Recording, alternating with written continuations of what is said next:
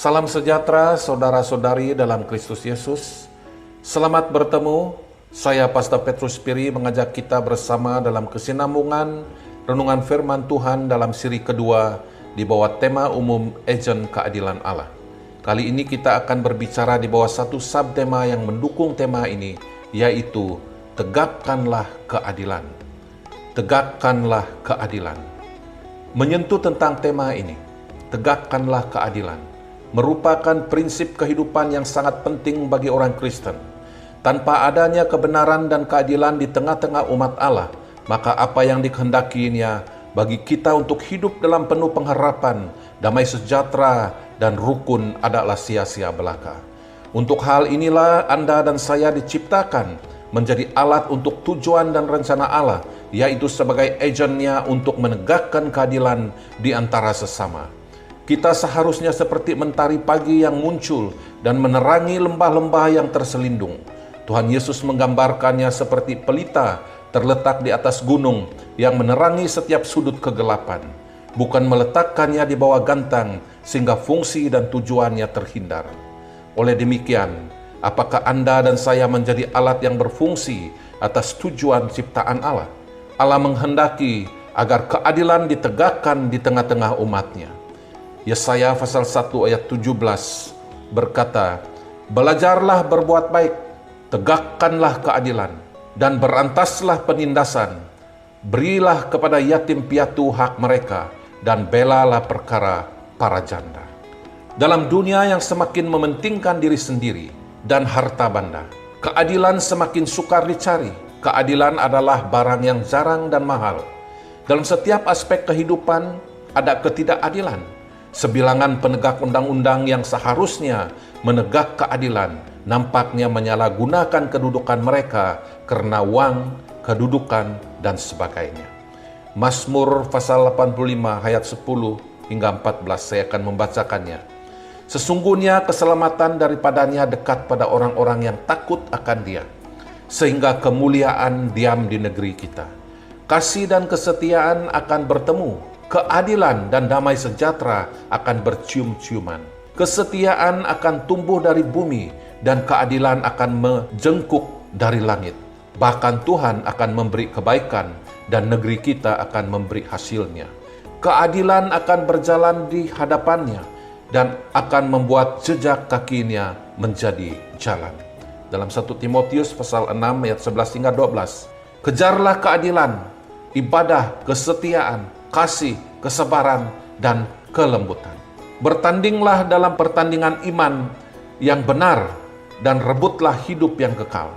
Untuk itulah engkau telah dipanggil, dan telah engkau ikrarkan ikrar yang benar di hadapan banyak saksi."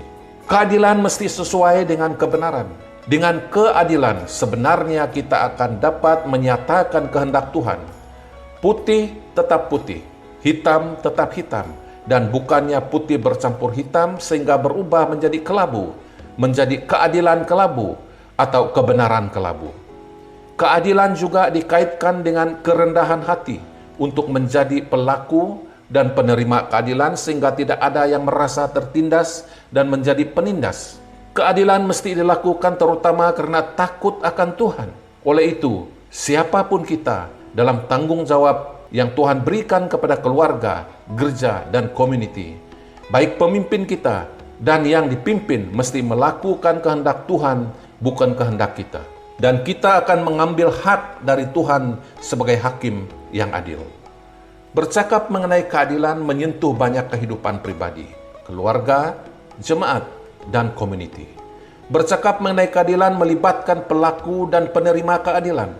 Berbicara mengenai keadilan juga menyangkut ukuran, timbangan, dan yang paling penting keadilan diingatkan, dicatat dalam Alkitab, baik dalam Perjanjian Lama dan Perjanjian Baru. Karena itu, keadilan sangat memerlukan perhatian. Karena melakukan keadilan sangat berkaitan bukan hanya dengan hubungan sesama manusia, tetapi juga dengan Tuhan. Jelas dalam pembacaan ini, dengan melakukan keadilan, kita akan membawa hidup kita pada kebaikan. Dengan melakukan keadilan, kita akan mendapat kehidupan yang baik, sehingga ada kedamaian dan kegembiraan. Tetapi bagaimana kita boleh berlaku adil? Mempunyai pengetahuan tentang keadilan, mempunyai kekayaan dan lain-lainnya. Tentunya yang patut kita ingat bahwa seadil-adilnya manusia harus mengingat keadilan berdasarkan keadilan Tuhan. Pasti ada yang menyatakan bahwa Tuhankah kita? Dan kita tidak mampu melakukannya. Memang hanya Tuhan yang sempurna, tetapi dengan hidup takut akan Tuhan dan berjalan di dalam Tuhan, maka kita akan mampu menyatakan keadilan itu. Saudara, saya tidak tahu apakah ada yang tidak pernah bercermin di dunia ini. Tetapi dengan cermin kita akan mengetahui keadaan kita. Kemas atau tidak kemas, cantik atau tidak cantik, tampan atau tidak tampan. Begitu juga dengan firman Tuhan. Dengan mempelajari firman Tuhan, kita akan mengetahui bahwa keadilan akan menghidupkan ketertiban dan kebaikan. Tetapi ketidakadilan hanya akan membawa kepada kehancuran. Hancur secara moral, hancur dari segi ekonomi, hancur secara sosial, dan hancur harapan serta kasih. Bagaimana dengan Anda? Saudara, dalam Amsal pasal 14 ayat 31 berkata, "Siapa yang menindas orang yang lemah, menghina penciptanya. Tetapi siapa yang menaruh belas kasihan kepada orang miskin, memuliakan dia." Bagaimana kita sebagai pengikut Kristus dapat bersikap adil di tengah-tengah masyarakat yang lebih mementingkan diri sendiri dan tidak mengindahkan keadilan? Tidak ada cara lain kecuali kita mentaati firman Tuhan dan mengikuti teladannya. Saudara, Tuhan itu adil dalam segala jalannya dan penuh kasih setia dalam segala perbuatannya. Mazmur 145 ayat 17. Kristus Yesus telah ditentukan Allah menjadi jalan pendamaian melalui iman dalam darahnya. Hal ini dibuatnya untuk menunjukkan keadilannya, karena ia telah membiarkan dosa-dosa yang telah terjadi dahulu pada masa kesebarannya. Roma pasal 3 ayat 25. Kita dituntut untuk selalu berlaku adil dalam setiap tindakan kita. Tuhan telah menyatakan dirinya dengan mati di kayu salib karena keputusannya yang adil, dan kita harus menghargai keputusan Kristus tersebut. Kita harus mengejar keadilan agar menyenangkan hatinya. Bagaimana dengan Anda? Anda dan saya adalah agen keadilan, wakil Allah di dunia ini.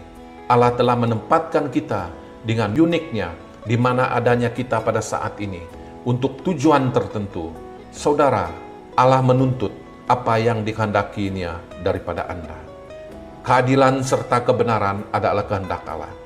Jadikanlah dan lakukanlah kehendaknya dalam kehidupan Anda. Maka kesejahteraan, kedamaian, ketenangan akan tinggal menetap di dalam kehidupan keluarga Anda, community Anda, kampung Anda, daerah Anda, bahkan gereja Anda. Sebuah kalimat yang bijak mengatakan bahwa kita adalah seni bina dan hakim atas kehidupan kita. Oleh itu, jadilah arsitek dan hakim yang baik, dan selalu menghadirkan Tuhan Yesus sebagai kapten kehidupan.